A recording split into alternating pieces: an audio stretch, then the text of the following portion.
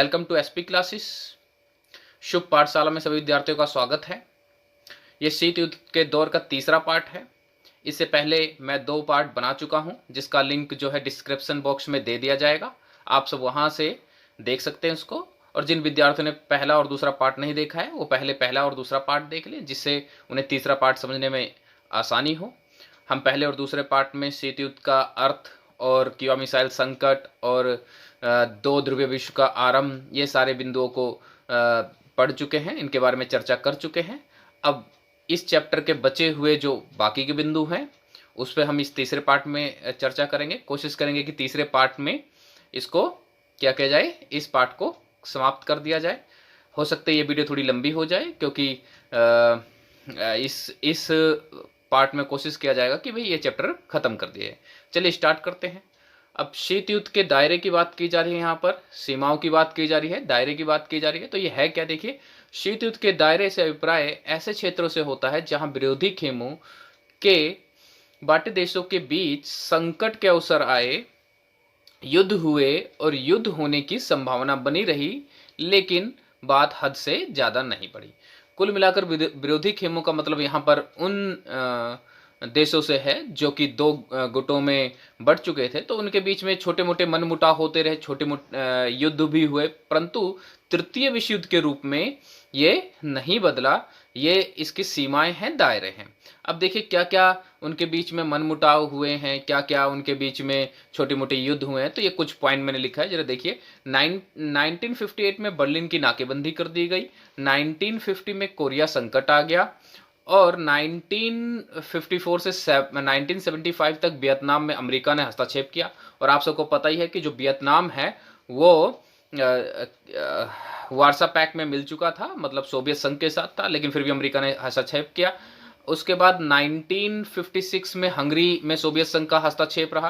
1962 में Cuba missile संकट आप पढ़ ही चुके हो, ठीक है। तो ये सारे बीच बीच में ऐसे ऐसे स्थिति आ गई कि भाई थोड़ा लोग भयभीत हो गए कि भाई ये तो दोनों ग्रुप के देश हैं, कहीं ऐसा ना हो जाए कि तृतीय विश्व युद्ध हो जाए। तो भाई इस भय से उभरने के लिए, इस डर से उभरने के लिए क्या करा कि दोनों गुटों ने कुछ महत्वपूर्ण संधियां की, कुछ हस्ताक्षर किए, क्योंकि दोनों ही जो गुट थे या दोनों जो महाशक्तियां थी वो परमाणु हथियारों के विध्वंसता को जानती थी, उसकी शक्ति को जानती थी। इससे पहले हिरोशिमा और नागासाकी इसको झेल चुका था। तो इसलिए ये कोशिश किया गया कि भाई पूरे विश्व को परमाणु हथियार के भय से मुक्त किया जाए। तो इसके लिए यहाँ पर कुछ संधियां की गई, जिसमें पहली संधि जो है वो है परमाणु परीक्षण प्रतिबंध संधि, जो कि 10 अक्टूबर 1963 में प्रभावी हुआ। अब इसमें क्या था कि भाई परमाणु परीक्षण प्रतिबंध संधि के अंतर्गत इन महाशक्तियों ने क्या किया कि भाई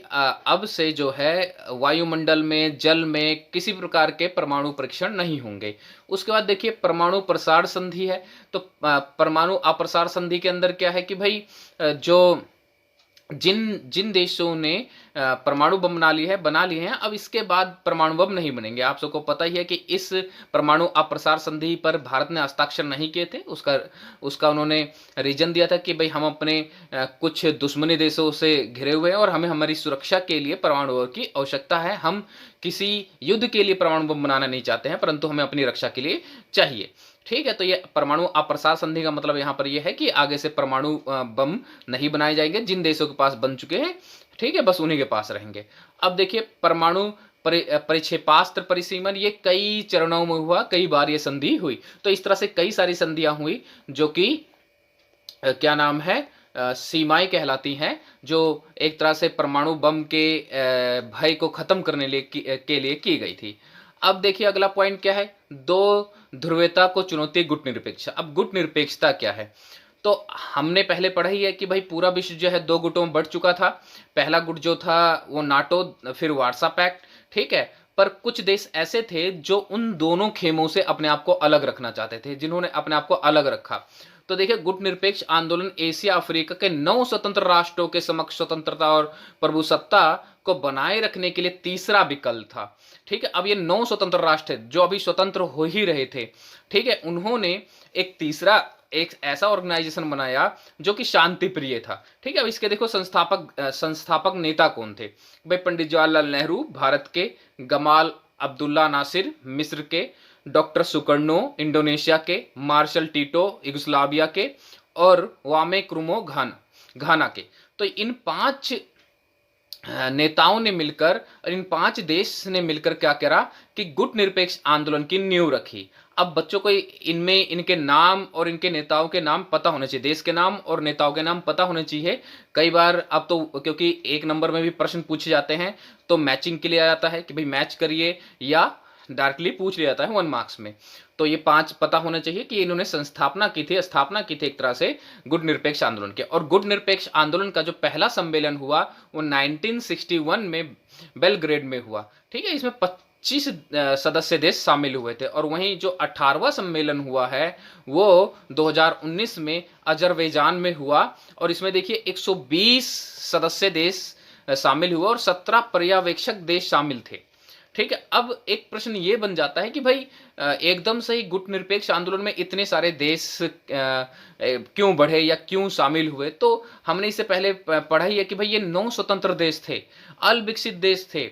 ठीक है, ये अपने आप को दोनों खेमों से दूर रखना चाहते थे, क्योंकि 9 स्वतंत्र देश के पास अगर उन दोनों खेमों में अगर मिल जाते, अगर मान लो कोई वार्सा पैक्ट में मिल रहा है कोई देश, तो क्या करना होगा कि भाई उसे सोवियत संघ के कंट्रोल में रहना होगा। अगर कोई नाटो में मिल रहा है तो उसे अमेरिका कंट्रोल में रहना होगा। तो उनकी स्वतंत्रता को कोई फायदा नहीं होगा। तो अपनी स्वतंत्रता को, प्रभुसत्ता को बनाए रखने के लिए उनको एक तीसरा विकल्प मिला, वो था गुट निरपेक्ष, जहां पर किसी का दबाव नहीं था। और इसमें तकरीबन सारे देश जो थे वो अल्पविकसित देश थे या विकासशील देश थे, तो सारे देश एक जैसे ही थे। तो इसलिए इस संगठन के जो सदस्य देश हैं वो काफी तेजी से बढ़े। अब देखिए यहाँ पर एक चित्र है, देखिए ये जो रेड कलर से है ये जो है दूसरी दुनिया को बताता है, और जो ये पीले कलर से है, येलो कलर से है, ये पहली दुनिया को बताता है, पहली दुनिया। और ये जो ग्रीन कलर से है वो तीसरी दुनिया को बताता है। अब ये पहली दुनिया, दूसरी दुनिया, तीसरी दुनिया क्या है? तो पहली दुनिया उन देशों को माना गया है जो पश्चिमी देश थे, जो विकसित देश थे, जिन्होंने पूंजीवादी व्यवस्था अपनाई थी। और वहीं पे जो दूसरी दुनिया है वो समाजवादी व्यवस्था कहा गया है, जो सोवियत संघ के साथ जुड़े हुए थे। उसके बाद जो तीसरी दुनिया है वो अल्पविकसित देश, जो गुट निरपेक्ष देश थे, जो गुट निरपेक्ष आंदोलन में शामिल हुए। तो इस तरह से पूरा विश्व जो है एक तरह से 3 गुटों में शामिल हो गया था। और जो गुट निरपेक्ष आंदोलन था वह इसलिए बनाया गया था कि उन दोनों महाशक्तियों से नहीं जुड़ना है, क्योंकि वह दोनों महाशक्तियों में जुड़ने का अर्थ यहाँ पर यह है कि हम युद्ध को बढ़ावा दे रहे हैं। ठीक है, तो इस तरह से ये 3 गुट। अब आता है तटस्थतावाद या पृथकता।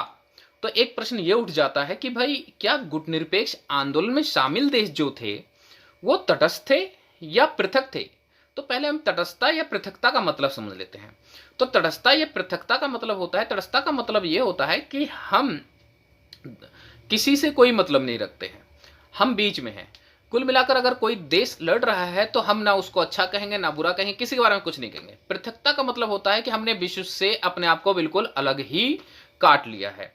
और जो कि विश्व से अलग, जो कि अमेरिका ने अपने आप को 1787 से प्रथम विश्व युद्ध तक काट रखा था। प्रथम विश्व युद्ध में जो है अंतिम चरणों में अमेरिका शामिल होता है, तो उसको पृथकतावाद कहा जाता है कि भाई प्रथम विश्व युद्ध तक वो बिल्कुल विश्व से दूर रहा। ठीक है, अब गुट निरपेक्ष आंदोलन को हम तटस्थतावाद या पृथकतावाद नहीं कह सकते। इसके कई सारे कारण दिए जा सकते हैं। सबसे पहली बात तो यह है कि भाई गुट निरपेक्ष देश शीत युद्ध के दौरान और प्रतिद्वंदी गुटों के बीच मध्यस्थ की नीति अपनाए। अगर वो तटस्थतावाद या पृथकतावाद के उसमें होते तो उन्हें क्या जरूरत थी मध्यस्थ की नीति अपनाने की? मतलब कि उन्होंने समय समय पर शीत युद्ध को समाप्त करने की कोशिश की। जब उन्हें मौका मिला तो उन्होंने ऐसा काम किया जिससे शीत युद्ध समाप्त हो जाए। और तटस्थता और पृथकतावाद में क्या होता है कि हमें तो कोई मतलब नहीं है, शीत युद्ध चल रहा है या युद्ध चल रहा है, कोई मतलब नहीं है। वहीं पे देखिए कि वो उन्होंने समय समय पर जो सही है उसको सही और जो गलत है गलत। ठीक है, ऐसे देश युद्ध में शामिल नहीं होते हैं और ना ही युद्ध को सही गलत होने के बारे में इनका कोई पक्ष होता है। जो तटस्थ देश होते हैं, जो पृथक होते हैं, वह कभी युद्ध में शामिल नहीं होते हैं और ना ही उनका कोई सही और गलत होने का पक्ष होता है। परंतु गुट निरपेक्ष आंदोलन के देशों ने सही को सही कहा और गलत को गलत कहा है। ठीक है, तो इसलिए भी हम कह सकते हैं कि भाई वो तटस्थतावाद या पृथकतावाद नहीं है। अब देखिए, गुट निरपेक्ष देशों ने दूसरे देशों में होने वाली युद्ध को समाप्त करने का प्रयास किया, इस प्रकार ये तटस्थता की स्थिति नहीं हो सकती है। ठीक है, तो ये एक तटस्थता की स्थिति नहीं हो सकती है। अगर एग्जाम में प्रश्न आ जाता है कि भाई तटस्थतावाद, गुट निरपेक्ष आंदोलन तटस्थतावाद है या पृथकतावाद है, तो आप बिल्कुल यही पॉइंट लिख के उसको ये साबित कर सकते हो कि भाई ना तो वो तटस्थतावाद था ना पृथकतावाद था, क्योंकि समय समय पर उन्होंने गलत को गलत कहा। जो गुट निरपेक्ष आंदोलन में देश थे उन्होंने गलत को गलत कहा और सही को सही कहा है, और उन्होंने हमेशा युद्ध को समाप्त करने की कोशिश की गई। और एक तटस्थ देश जो होता है उसे युद्ध से कोई मतलब नहीं होता है, वो कभी मध्यस्थता की नीति नहीं अपनाता है, और ये समय समय पर मध्यस्थता की नीति अपनाते रहे। अब देखिए नौ अंतरराष्ट्रीय आर्थिक व्यवस्था। अब ये नौ अंतरराष्ट्रीय आर्थिक व्यवस्था क्या है? अब देखिए गुट निरपेक्ष आंदोलन में जितने देश थे, जितने देश शामिल थे, वो सब अल्पविकसित थे या विकासशील देश थे। ठीक है, तो उनके सामने सबसे पहली चुनौती क्या थी भाई? कि आर्थिक विकास कैसे किया जाए, अपने देश को गरीबी से कैसे उबारा जाए, ये एक चुनौती थी। तो क्या हुआ कि 1972 में संयुक्त राष्ट्र संघ व्यापार और विकास से संबंधित सम्मेलन अंकटाड में towards a new trade policy for development नाम से एक रिपोर्ट दी गई। उस रिपोर्ट में कुछ प्रस्ताव रखे गए थे, वो निम्नलिखित हैं। देखिए, अल्पविकसित देशों को अपने उन प्राकृतिक संसाधनों पर नियंत्रण प्राप्त होगा जिनका दोहन पश्चिम के विकसित देश करते हैं। तो मतलब जो अल्पविकसित देश हैं वो अपने प्राकृतिक संसाधनों को खुद ही प्रयोग में लाएंगे, ना कि विकसित देश। ठीक है, क्योंकि विकसित देश के पास नई टेक्नोलॉजी है। अगर वो किसी अल्पविकसित देश में जाते हैं तो वहां के प्राकृतिक संसाधनों का बहुत ज्यादा दोहन करते हैं। अब दूसरा पॉइंट देखिए क्या था कि भाई अल्पविकसित देशों की पहुंच पश्चिमी देशों के बाजारों तक होगी।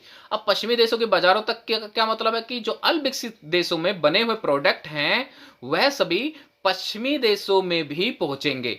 इनके प्रोडक्ट जो है पश्चिमी देशों तक पहुंचने चाहिए। उसके बाद देखिए, पश्चिमी देशों से मंगाई जा रही प्रौद्योगिकी टेक्नोलॉजी की लागत जो होगी अल्पविकसित देशों को कम लगेगी, क्योंकि जो पश्चिमी देश विकसित देश थे उनके पास अच्छी सी टेक्नोलॉजी थी, तो अल्पविकसित देशों को उनको कम लागत पर दिया जाएगा। उसके बाद देखिए चौथा पॉइंट क्या है? अल्पविकसित देशों की अंतरराष्ट्रीय आर्थिक संस्थानों में भूमिका बढ़ेगी। ठीक है, अंतरराष्ट्रीय आर्थिक संस्थान जितने भी बने गए हैं उसमें अल्पविकसित देशों के भी सदस्य होने चाहिए, उनकी भूमिका होनी चाहिए, क्योंकि अल्पविकसित देशों की समस्या अल्पविकसित देश ही समझ सकते हैं, ना कि विकसित देश समझ सकते हैं। तो इसलिए अंतरराष्ट्रीय आर्थिक संस्थानों में क्या होनी चाहिए कि भाई अल्पविकसित देशों के सदस्य भी होने चाहिए। अब देखिए भारत और शीत युद्ध। अब होता क्या है कि भाई शीत युद्ध के दौरान भारत की स्थिति क्या थी, भारत का उन दोनों खेमों से क्या संबंध था।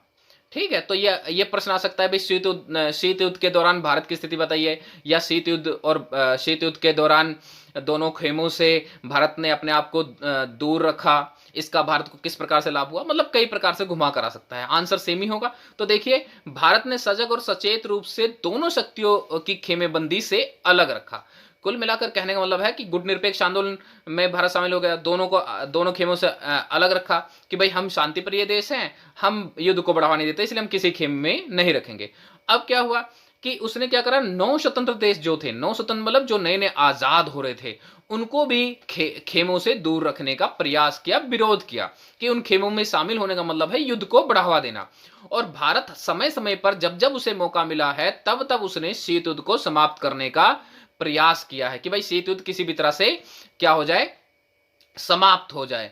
उसके साथ देखिए क्या है कि भाई भारत ने दोनों गुटों के बीच मौजूद मतभेद को समाप्त करने की हमेशा कोशिश की है। ठीक है, और गुट निरपेक्ष के कारण भारत से ऐसे अंतरराष्ट्रीय फैसले और पक्ष ले सका जिससे उसका हित सत्ता हो।